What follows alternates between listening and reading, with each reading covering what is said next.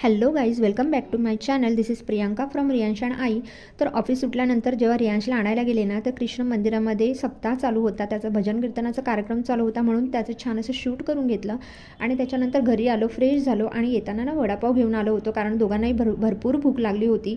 वडापाव खाऊन घेतला आणि त्याच्यानंतर मी चहाही रेडी केला आणि छान असा चहा घेतला, कारण चहा घेतल्याशिवाय माझी दिवसाची संध्याकाळची कुठलीच सुरुवातही होत नाही.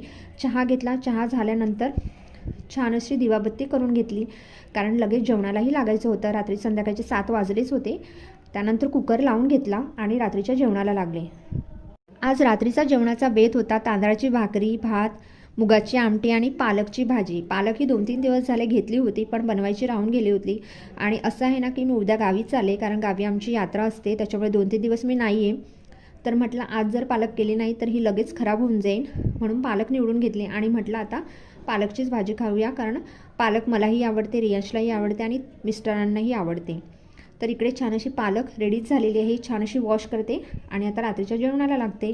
असा होता छोटासा माझा व्लॉग. व्हिडिओ आवडल्यास लाईक करा, शेअर करा आणि सबस्क्राईब करा आणि बेल आयकॉनवर क्लिक करायला विसरू नका.